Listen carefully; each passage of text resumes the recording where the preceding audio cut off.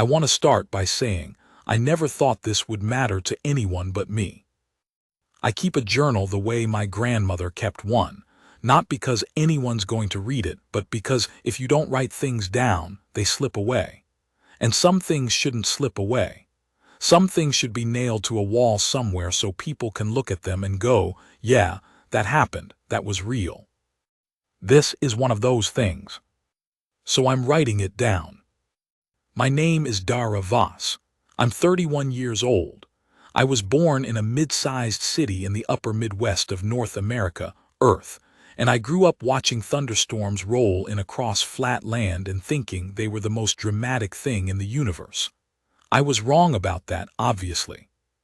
But the impulse, that thing in me that finds the dramatic and wants to stand in it instead of running, that's still there. My mother called it stubbornness. My calls it a liability. My patients, when they can talk, usually call it the only reason they're still breathing.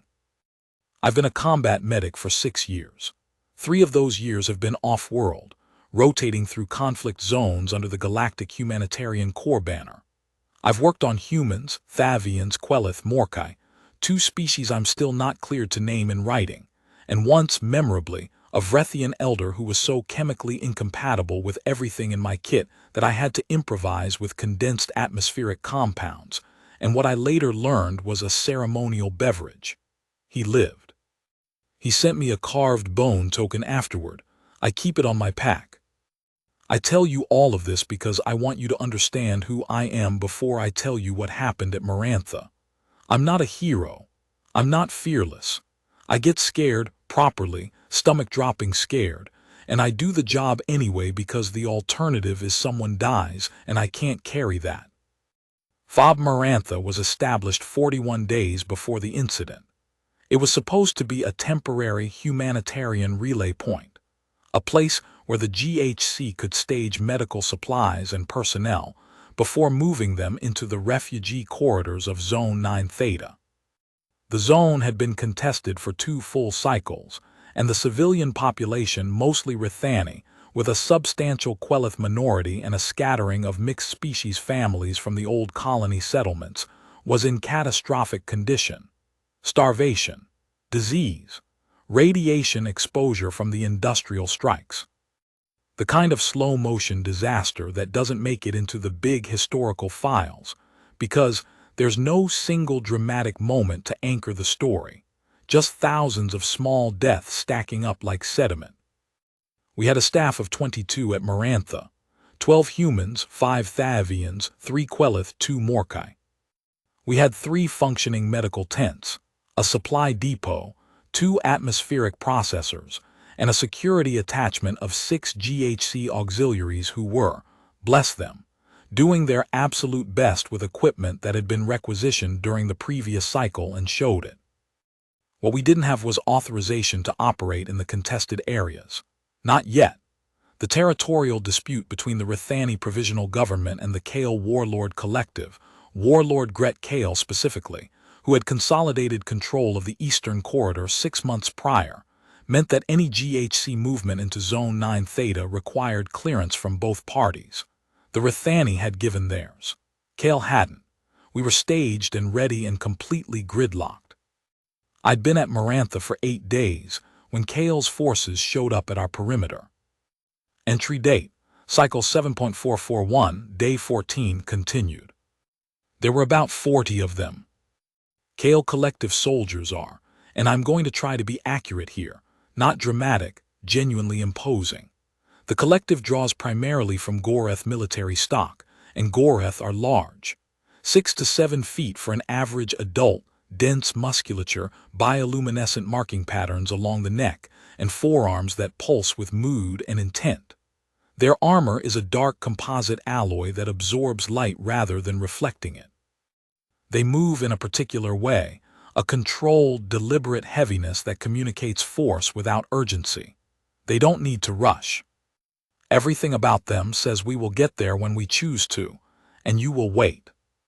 40 of them standing at the edge of our perimeter in the ash-filtered midday light, with the displacement plumes of their transport vessels still cooling behind them. It was a statement, not a greeting, A statement. My Captain Ilna Rethmaro, went to the perimeter to meet them. I went with her because she asked me to, and because frankly I was already outside doing a sweep of the triage queue and there wasn't anyone else. The soldier who stepped forward to speak was introduced, through a translator relay clipped to his chest plate, as Commander Vreth Osk. He was tall even for Gorath, with marking patterns that stayed a deep, even violet, calm, authoritative, unhurried. He informed Captain Rethmaro that Warlord Gret Kale himself was en route to Marantha to conduct a personal inspection of the GHC operation before deciding on authorization. This, Osk said, was a courtesy. We should be grateful. Rethmaro said all the right things. She thanked him. She invited the contingent to water rations and shade. It was brutally hot, and even Gorath feel heat, though they tolerate it better than humans. She arranged for the soldiers to be positioned at the perimeter in a way that didn't crowd our medical operation. And then she pulled me aside and said quietly, Kale has a reputation. I asked what kind. She said, the kind you read about in tribunal records. Entry date, Cycle 7.441, Day 14 continued. Gret Kale arrived 3 hours later. He came in a command vessel, a heavy, angular thing that kicked up a wall of displaced ash when it set down that coated everything within 50 meters in a fine gray film. Dramatic entrance. I assumed it was deliberate. I got my first look at him when he stepped down the ramp. He was, without question, the largest Gorath I had ever seen. Most Gorath are broad and solid. Kale was broad and sharp, if that makes sense. The bulk carried differently, like it had been organized for specific purposes. His marking patterns were a deep, arterial red-orange, which I later confirmed indicates sustained aggression, dominance assertion, and high alertness. He wore ceremonial battle armor over his field composite, layers of it, engraved with campaign records in the Gorath pictographic tradition. Which means he'd been in enough campaigns that his armor was essentially a library. He had 2 personal guards flanking him, larger even than Osk, and a figure who I initially took for an advisor, smaller, wearing administrative robes, moving at his shoulder with the practiced invisibility of someone who has learned to be useful without being noticed. Kale looked at our base. I want to describe his expression accurately. It wasn't contempt, not initially. It was more like assessment. The way you look at a problem you're deciding whether to engage with or simply remove. He looked at our tents, our equipment, our personnel. He looked at the triage queue, about 60 Rithani and Quelith civilians waiting in the shade of a heat barrier, most of them in some stage of the conditions I described earlier. He looked at it all. And then he looked at me. I was the closest human to him when he came off the ramp. I was standing next to Supply Officer Petra Chen, who was doing her best to appear busy with a manifest. I was in my field medic kit, the gray and white GHC vest with the Red Cross equivalent stitched across the chest, my instrument belt, the trauma pack on my back that I've carried for 4 years and is now approximately twice its original weight because I keep adding things to it. Kale looked at me the way you might look at an insect you found somewhere unexpected, not hostile, just puzzled that it had managed to get there. He said something to his translator, and the relay rendered it as, "These are the healers." I said yes. He said, still through the translator, looking at me specifically, "You." I said yes again. He made a sound that, in Gorath, apparently conveys something between disbelief and a kind of tired disdain. The translator didn't render it, but his advisor winced slightly, which told me enough. Entry date, Cycle 7.441, Day 14 continued. Captain Rethmaro guided Kale and his immediate entourage, 4 guards, the advisor, Commander Osk, through the base. I was asked to accompany them as the senior medical officer present, since our actual senior medical officer, Dr. Tamara Holt, was in the middle of a surgery she could not leave. The tour took 40 minutes. I will compress it. Kale inspected everything. He was thorough in a way I hadn't expected. He didn't just walk through. He asked questions, examined equipment, required the translator to render technical details about our atmospheric processors and supply chain. His questions were specific and correct, which told me he'd done his research. He wasn't ignorant of what we did. He just decided, somewhere along the way, to be contemptuous of it anyway. The questions he asked about the civilian patients were, and I want to be precise, clinically framed but emotionally null. He asked about survival rates, treatment timelines, resource consumption per patient. He never asked about outcomes. He never asked about who these people were. The Rithani in our queue were, to him, a logistical variable. When we reached the main triage tent, he stopped at the entrance. Inside, we had 31 patients at various stages of treatment. The sicker ones were on cots along the far wall, a row of Rithani children who had come in 2 days prior with acute radiation syndrome. They were the ones we were most worried about. Their bioluminescent patches, which in healthy Rithani glow a warm amber, had gone almost gray. They were very still. Kale looked at them. He looked at them for a long time. Then he said, and his translator rendered it with a flatness that I think was accurate to his tone, "Rithani. They are a weak species. Their cellular repair mechanism was poorly designed from the beginning. Even before the strikes, their mortality rates were." I stopped listening somewhere around poorly designed. It wasn't that I was angry. I mean I was, but that's not why I stopped listening. I stopped listening because one of the children, a girl, maybe 8 years old by Rithani developmental standards, had opened her eyes. She was looking at Kale, and the expression on her face wasn't fear exactly. It was a kind of bewildered exhaustion, the face of someone who has been in pain long enough that nothing surprises them anymore, but they're still watching, still here. And Kale was talking about cellular repair mechanisms. I turned to face him. Entry date, cycle 7.441, day 14 continued. I want to be clear that what I did next was not planned. I am not the kind of person who plans dramatic moments. I'm the kind of person who reacts to situations in real time and then spends the next 3 weeks thinking about whether I could have done it better. This was real time. Kale had concluded his observation about the Rithani children, something about how the resources being expended on them would show a poor return, given the species' structural vulnerabilities, and then he had turned to Captain Rethmaro and said, with a kind of magnanimous finality, "This species is beyond saving. Their biology resists recovery. Their social structures have been destabilized for 2 generations. Even if you repair these individuals, you rebuild nothing." This is, he searched for the word, and his translator offered, charity theater. It soothes the performers, it changes nothing. And then he looked at me again. He'd been doing that, checking my reaction. I think he expected me to be deferential. He was used to people being deferential. I smiled at him. Not a polite smile, not a professional smile. The actual one, the one my grandmother called the Dara Vas oh really smile, the one that apparently lives somewhere in the neighborhood of infuriating. He stopped.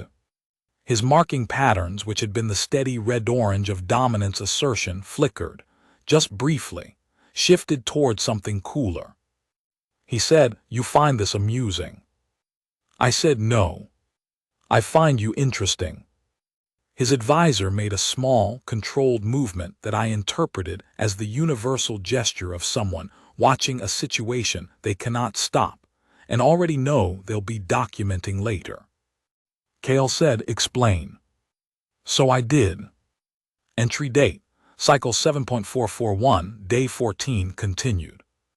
I told him, and I kept my voice level, because I've learned that level is more effective than loud, that I'd been a combat medic for 6 years, that I'd worked in 11 different conflict zones across 7 species territorial disputes, that I had in that time treated patients whose species his own people had described as biologically inferior, structurally compromised, evolutionarily dead-ended, or some variation thereof.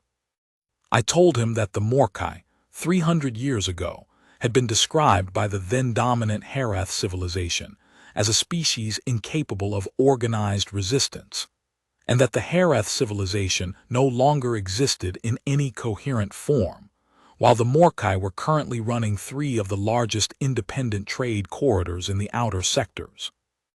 I told him that the Quelith had been declared genetically exhausted by Gorath academic consensus 40 years prior, and that the Quelith researcher who had just won the Cycle's GHC Innovation Prize for developing the radiation absorption compound that was currently keeping those children alive had been born in a refugee camp, not unlike this one. I told him that humans, my species, had been described, upon our first contact with the galactic community, as a violent, self-destructive species with no long-term survival probability, and that we had then proceeded to outlast 4 of the civilizations that had written that description. I said, with respect, Warlord, every time someone with resources and power decides a species is beyond saving, what they're actually deciding is that they don't want to be inconvenienced by the effort of trying. The biology is never really the issue. Silence. It was a very complete silence, the kind that is weight. Kale looked at me. His marking patterns had gone a deep, even blue, which I didn't know at the time, but his advisor told me later, indicates that a Gorath is processing something that has genuinely challenged their existing understanding. It's a rare color on a Gorath. Most of them, especially military Gorath, have never been in a situation where someone challenged them without immediately backing down, and the cognitive dissonance of being challenged quietly and without fear produces that particular shade. He said finally, "You are not afraid of me." I said, "I'm afraid of plenty of things. I'm afraid of misreading a radiation dosage. I'm afraid of missing a secondary hemorrhage. I'm afraid that girl over there," I nodded toward the child on the cot, "is going to stop breathing tonight, and that I'm going to do everything right and it's still not going to be enough. That's what I'm afraid of. You're just a person with a strong opinion." Another silence. His advisor, I noticed, was now writing very quickly in whatever the Gorath equivalent of a notebook is. Entry date, Cycle 7.441, Day 15, Fob Marantha.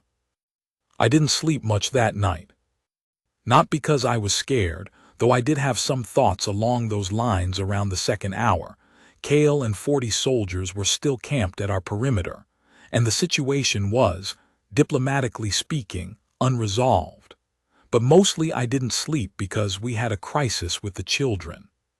3 of the 8 had developed secondary infections, a complication of radiation syndrome in Rithani that involves the collapse of their secondary immune layer, which has a different architecture than human immunity and is significantly harder to support artificially.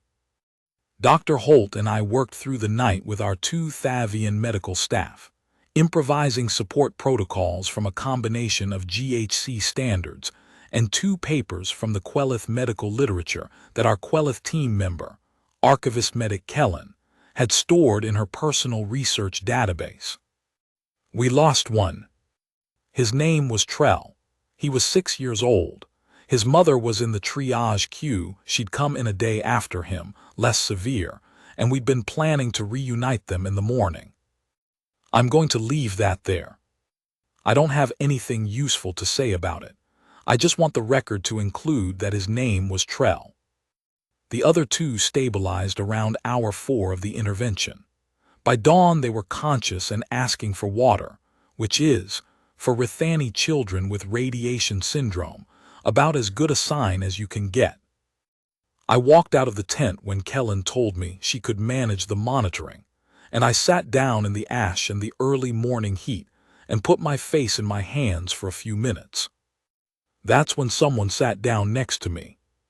Entry date, Cycle 7.441, Day 15 continued.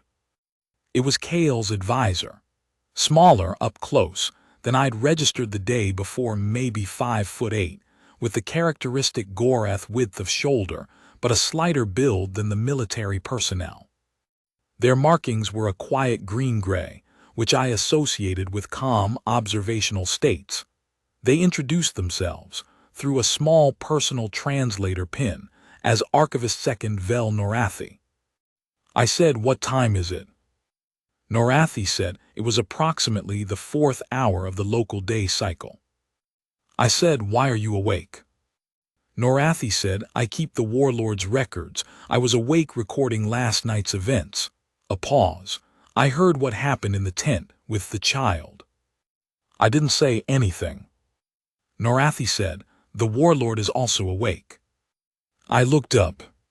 Norathi's expression, Gorath faces are less readable than human faces, more reliant on marking patterns than muscle movement. But I'd been working with Gorath-adjacent species long enough to interpret some basics, was something between careful and meaningful, like they were choosing whether to say the next thing. They said, "He has not slept. He has been watching the tent from the perimeter since approximately the 2nd hour." I didn't know what to do with that. I said, "Why are you telling me this?" Norathi said, "Because I have been his archivist for 11 years. I have watched him make decisions in 19 campaigns. I have watched him be convinced of his conclusions with a certainty that I admit, sometimes been unsettled by." A pause. "Last evening was the first time I have seen his markings go blue in a confrontation." I said, "What does that mean, practically?" Norathi said, "It means something penetrated, something you said reached past the decision he had already made." Another pause. "I thought you should know, in case it affects how you approach the conversation he intends to have with you this morning." I said, "He wants to talk to me." Norathi said, "He will not call it that. He will frame it as further inspection. The quietest version of what I can only describe as a diplomatic almost smile. But yes, he wants to talk to you." Corroborating testimony, Section 1. Witness statement, Archivist Second Vel Norathi, Gorath, Kale Collective Administrative Corps. Recorded, Cycle 7.441, Day 31, Marantha Treaty Proceedings. I have served Warlord Gret Kale for 11 years. In that time, I have maintained his official record with, I believe, complete fidelity. The record includes 47 military engagements, 9 territorial negotiations, 3 interstellar campaigns, and more administrative decisions than I have the precise count of, though I could retrieve it. I am asked now to speak to the events at FOB Marantha in Cycle 7.441, Days 14 through 22. I will do this, but I want to first say something that is not in any official record, because it is my personal observation, and no one has asked me to write it down before now. Gret Kale is not a simple man. I know that is not what most people expect an archivist to say about a warlord. The public record of Kale's career reads a certain way: the campaigns, the territorial consolidation, the rhetoric about species hierarchy that he has, at times, used very effectively as political positioning. But I have watched him up close for 11 years, and I can tell you that the rhetoric and the man are not entirely the same thing. The man, at his foundation, is someone who experienced a very specific formative lesson. That softness is punished. That mercy in his world was reliably weaponized against the people who demonstrated it. He has built a worldview on that lesson, and it has served him, and he has stopped questioning it. That is the most dangerous kind of belief system, not the one built on malice, but the one built on evidence that was once true and has calcified. What the human medic Dara Voss did, whether she understood this or not, was present him with contradictory evidence in a form he could not dismiss. She did not argue philosophy. She did not appeal to compassion. She cited the Morkai. She cited the Quelith. She cited her own species. She gave him data. And then she went into that tent and worked through the night. That was the second piece of data, more significant perhaps than the first. Gorath, military Gorath especially, understand effort. They understand the commitment of resources to a goal. They are trained to evaluate whether a being is serious or performing. What Kale saw when he watched the medical tent through the night was someone serious. He saw people working in heat and ash on bodies that were, by his existing metric, not worth the candles. And he saw them work with the same intensity he had seen applied to objectives that, by any military standard, mattered. That cost him something, his certainty. He would not use those words. He would say he was reassessing tactical parameters. He would say he was reviewing resource allocation models.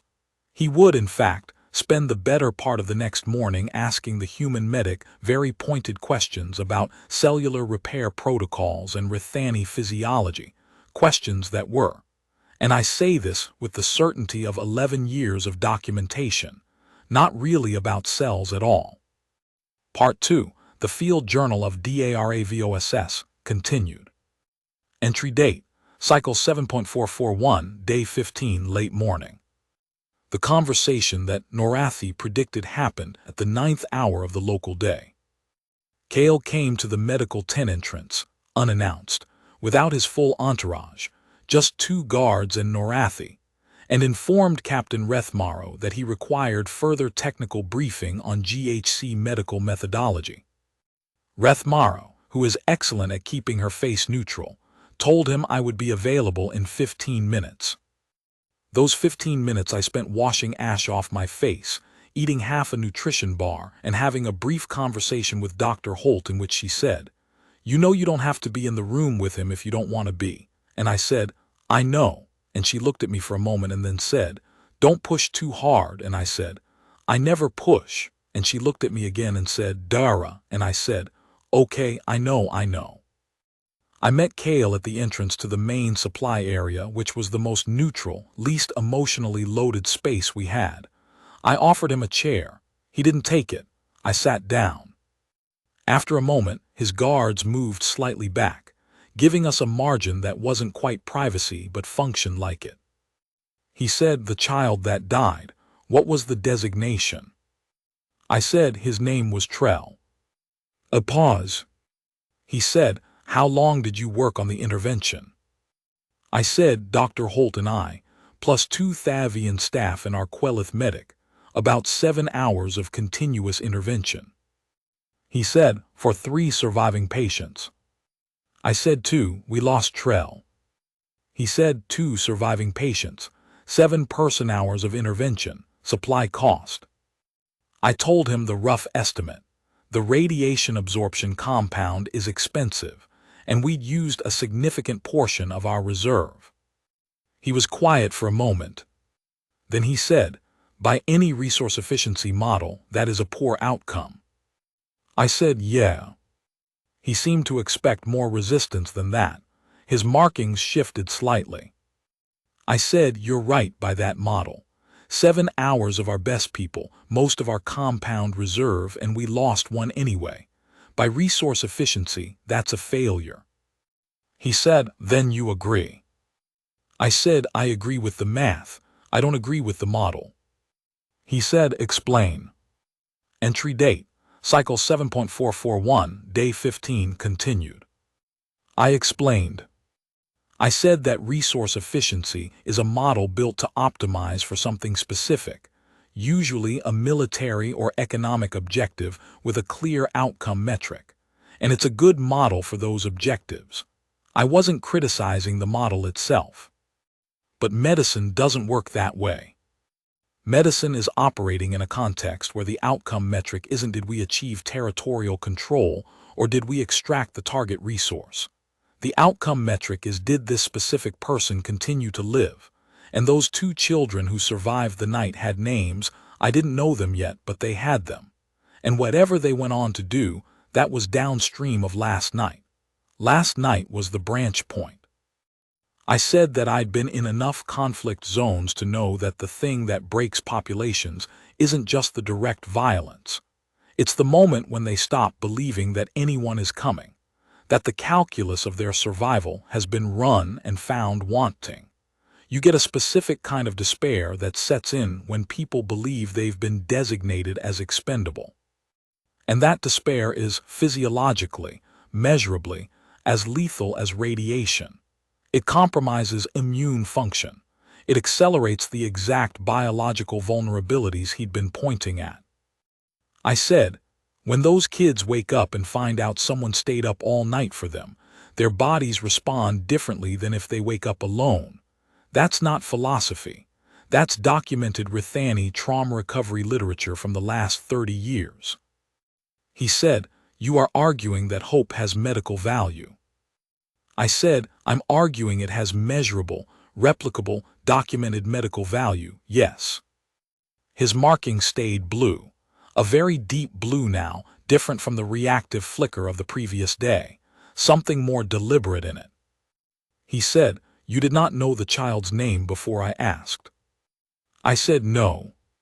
I know it now. He said, you call the patients by name. I said, when I can. Another silence, longer than the others. He said, in Goreth military medical protocol, patients are designated by unit identifier and injury category. It is more efficient. I said, I know. I've worked alongside Goreth Medical Corps. They're very good. Efficient is, yeah, it saves time. He said, you find the approach inadequate. I said, I find it different objectives. He said, what is the objective in your model? I looked at him. I said, the objective is Trell. The objective is those 2 kids who survived. The objective is the woman in the triage queue who's been waiting 4 days and doesn't know her son is gone yet. And how we handle the next hour when she finds out is going to affect her next year, her next decade, maybe her whole remaining life. Silence. I said, the objective is singular and specific every single time. It just looks like chaos from the outside because there are a lot of singulars. He looked at me for a long time.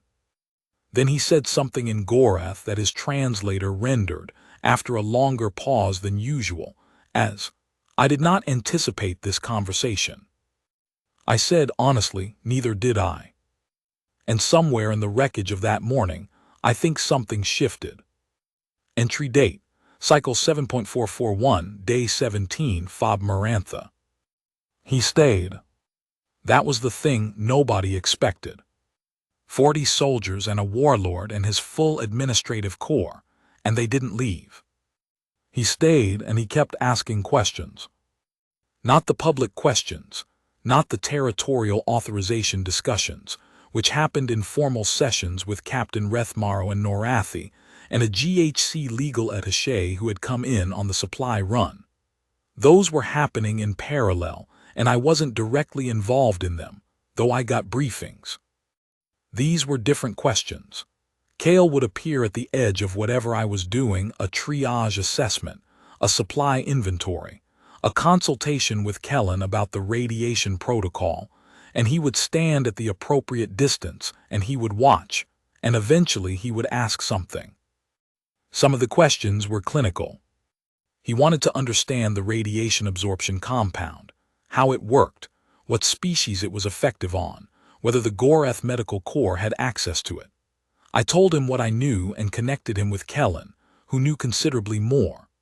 By day 18, Kellen and 2 Goreth soldiers with apparent scientific background were having a technical conversation that I could only follow about 40% of, and they were visibly energized by it. Some of his questions were strategic. He wanted to understand the GHC's operational model, how we chose deployment zones, how we managed supply logistics in contested areas, how we handled security without militarizing the operation. Captain Rethmaro handled those conversations mostly. I sat in on 2 of them and watched Kale take notes.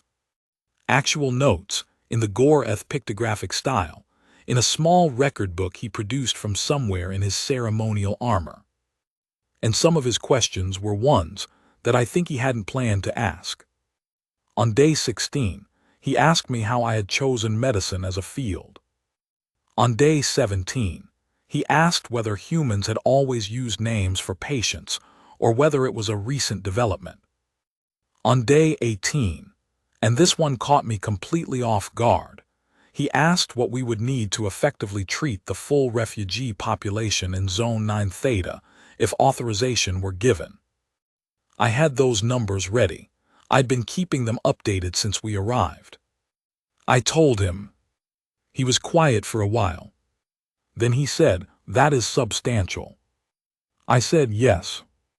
He said, "The Rithani RPG cannot provide that level of resource support." I said, "No, they can't."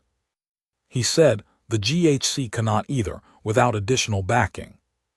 I said, "We've been trying to find additional backing for 41 days.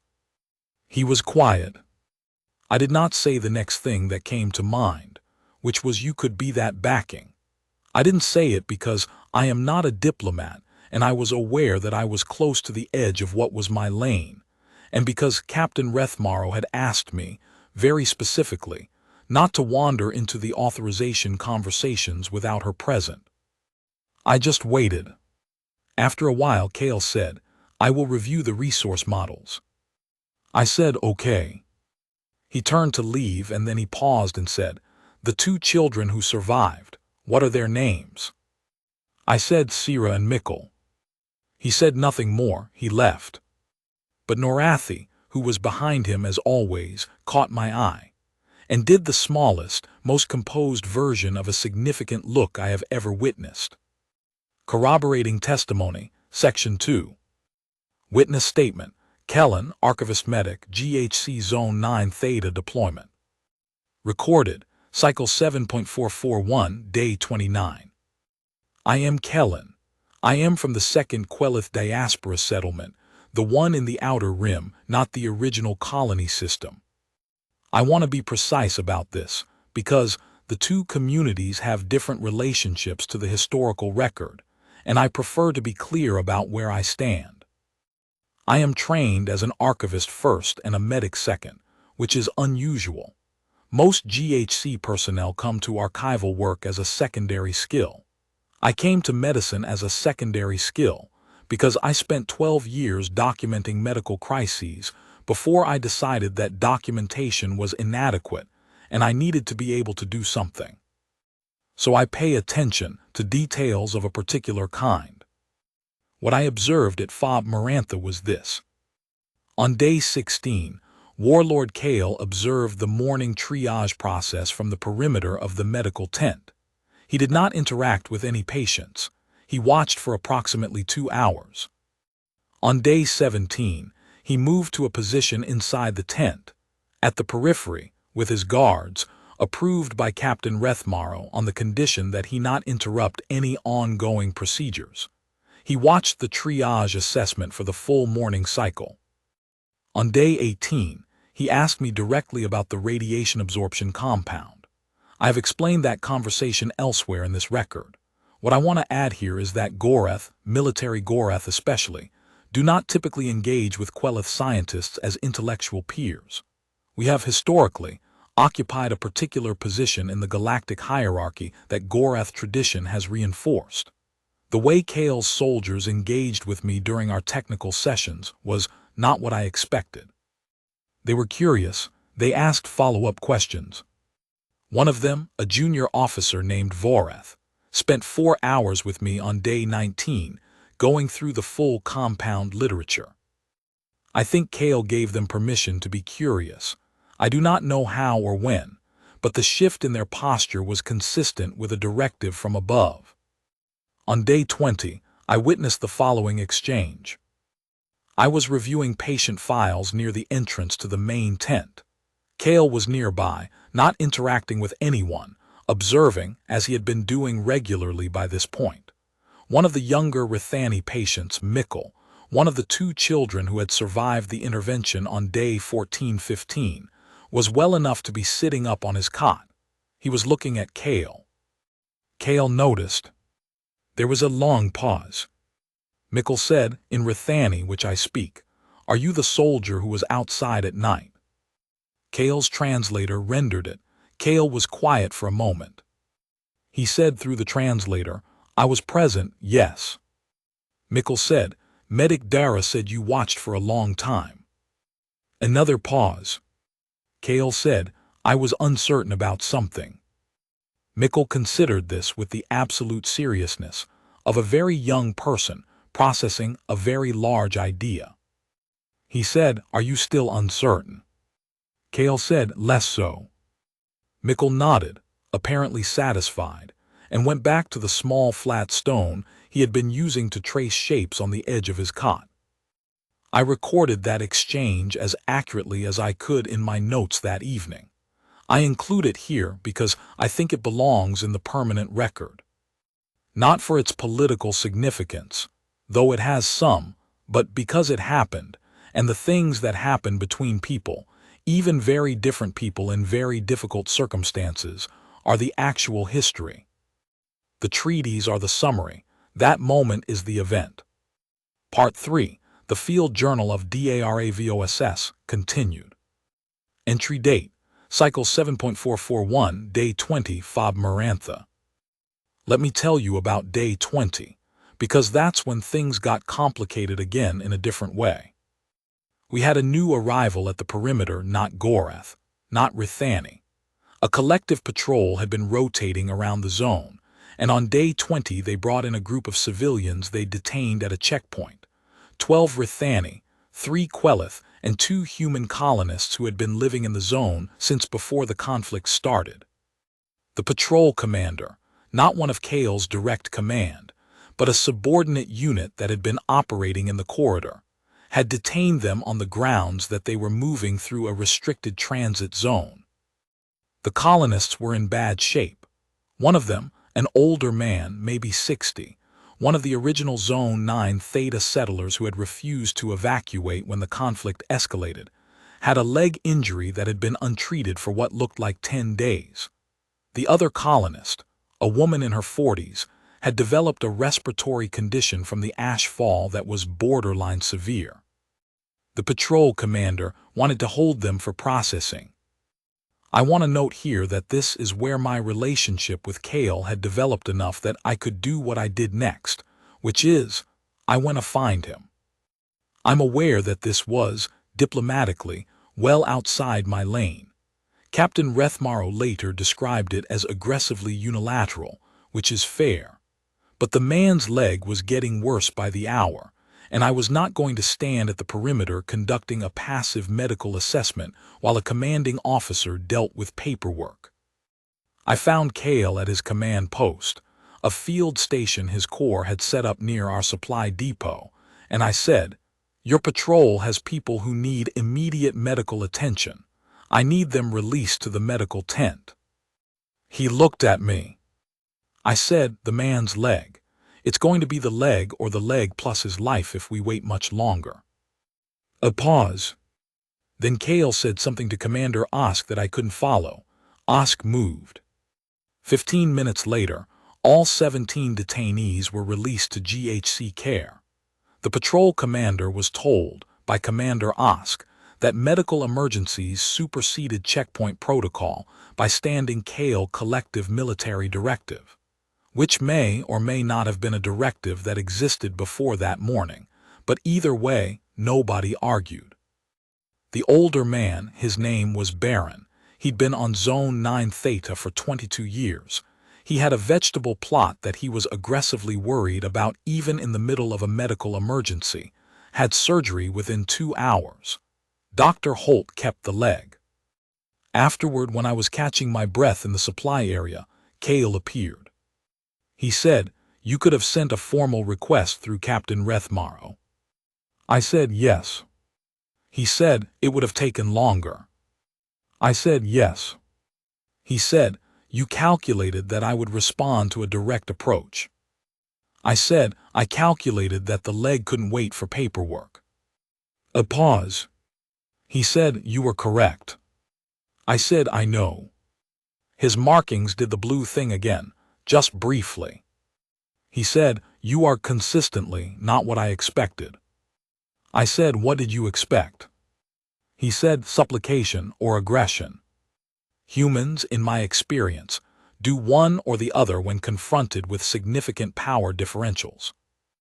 I said, "I've found neither of those is particularly useful in a medical context." He said, "What is useful?" I said, being clear about what the patient needs and working backward from there. Everything else is noise. He was quiet for a moment. Then he said, I have been considering the resource models. I kept my face very neutral. He said, the GHC authorization request. I am prepared to grant a modified version, contingent on several operational conditions. I said very carefully, you should probably talk to Captain Rethmaro about that. He said, I intend to. I am informing you first because, a pause, it seems appropriate. I said, why? He said, because you are the reason the calculus changed. Entry date, cycle 7.441, day 22, Fob Marantha. The authorization was signed on day 22. I wasn't in the formal session. That was Rethmaro, Norathi, the GHC legal attaché, and 3 Goreth officers. They were in the session for 6 hours. I was in the medical tent, because 3 new patients had come in overnight, and also because Mikkel was running a low fever that Kellen and I wanted to stay close to. The fever broke around hour 4. Captain Rethmaro came to find me at approximately the same time the authorization was finalized. She was doing her best to maintain her composure, which for Rethmaro looks like extremely controlled breathing and very precise word choices, and she said, Modified authorization, Zone 9 Theta, full access, resource support commitment from the Kale Collective for primary supply chain over the next 18 months, joint patrol protocol for medical convoy security, 3 Goreth Medical Corps personnel seconded to the GHC for cross-training. I said, that's more than we asked for. She said, significantly more, yes. I said, okay. She looked at me for a moment. She said, Norathi told me he attributed the shift to something that happened in the medical tent on day 14, something Kale saw. I said, he saw a lot of things. She said, Norathi said the specific thing was, and I want to quote accurately here, the medic who was not afraid, working through the night on someone she had not saved. I didn't know what to say to that. Rethmaro said, I'm putting a formal commendation in your file. I said, please don't, it makes the other medics feel weird. She said, I'm doing it anyway. Entry date, cycle 7.441, day 22, late evening. Kale came to the medical tent, one more time before his corps departed. It was evening. The ashfall had lightened for once. There's apparently a weather pattern in Zone 9 Theta where the wind shifts at sunset and carries the ash west, and you get maybe an hour of relatively clear air. The sky in Zone 9 Theta, when the ash clears, is this extraordinary dark amber because of the atmospheric composition. It's always struck me as both beautiful and melancholy, which seems appropriate. He came alone. Just him, no guards, no Norathi. Captain Rethmaro told me later that Osk had been very diplomatically insistent that she not make a formal thing of this departure, which she had interpreted correctly. Kale stood at the tent entrance and said, through his personal translator, the facility will be operational in 72 hours. I said 60. We had a supply convoy already staged. He said the Rethani children, Sira and Mikkel. I said, Mikkel's fever broke this afternoon. They're both stable. We'll transfer them to the Zone 9 Theta Refugee Center in about a week once they're strong enough for transport. He nodded. He said, I was wrong about what I said, in the tent on day 14. I said, which part? He said, the characterization of the Rethani, of the intervention itself. I applied a framework that was a pause. The markings went blue again, and this time they stayed designed for different circumstances, and I applied it without reconsidering whether the circumstances had changed. I said that's hard to do, especially when the frameworks worked for a long time. He said it has. It has been functional. I said I know. He looked at me. He said, you do not say, but it was wrong. I said, I don't think it was wrong in every context. I think it was wrong here, And you already know that. You just told me. A pause. He said, Norathi says you should have been a diplomat. I said, Norath is very kind. He said, Norathi says it as a complaint. And something in that, the delivery, the flat, precise Gorath comedic timing that I had not fully appreciated existed until that moment made me laugh. An actual laugh, not a polite one. The surprised kind. His marking patterns shifted. Not a named color, nothing diagnostic, just different, something quieter. He said, I did not anticipate making a human medic laugh today. I said, yeah, me neither. He said formally, because Kale does things formally when he's being sincere, which I'd learned. I will review the cross-species medical literature, the compound research. I will consider the model. I said, that's all anyone can do. He extended his hand.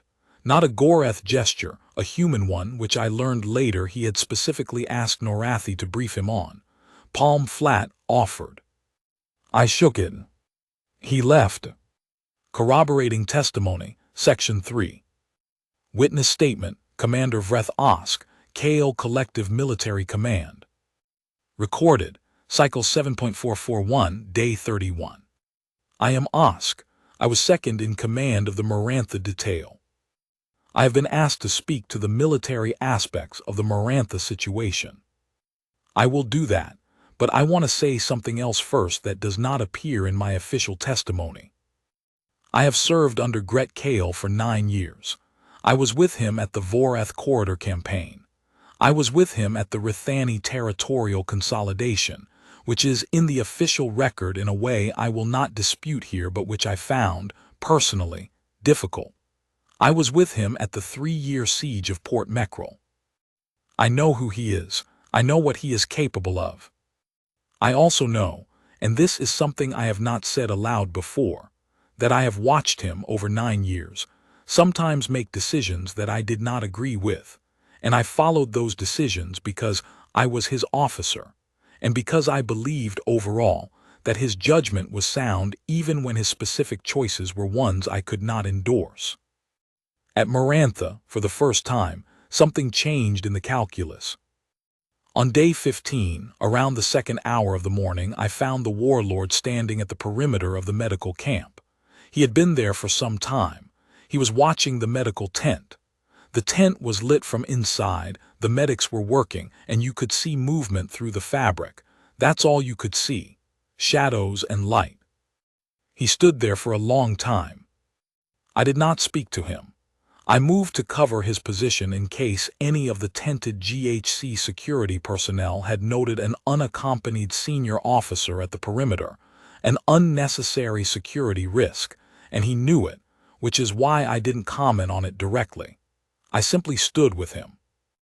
At one point he said, not to me but into the night, in a way that suggested he was working something out. They are still working. I said yes.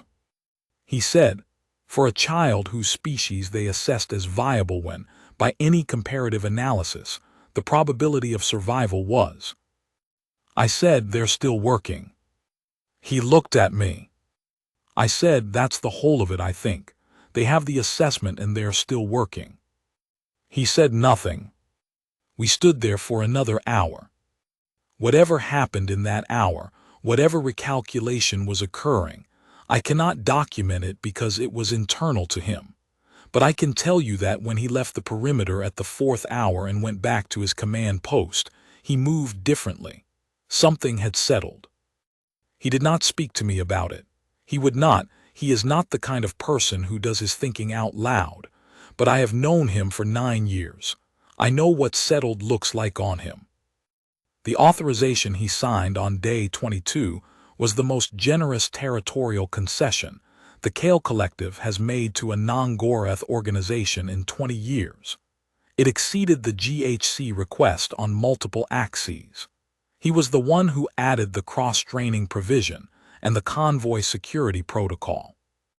Norathi told me he drafted them personally, at the command post on day 19. On day 19, I want to note, was the morning after he had watched the human medic and her team, and the Thavians and the Quelith archivist medic work through the night together. I am not claiming causality, I am noting proximity. The human medic said in the tent on day 14 that the objective is singular and specific every single time. She said it about her patients. I think, without knowing it, she was also describing what she did to the warlord. She treated the conversation like a patient. She found the specific thing. I do not know that I could have done it. I'm not sure anyone else in that camp could have done it. She did it by not trying to do it, by simply being exact about what she knew and honest about what she didn't. That is, I think, the part that will be hardest to teach. Corroborating testimony, Section 4. Witness statement, Captain Alnareth Morrow, GHC Zone 9 Theta Commanding Officer. Recorded, Cycle 7.441, Day 28. I've been asked to provide an account of the Marantha incident from the command perspective.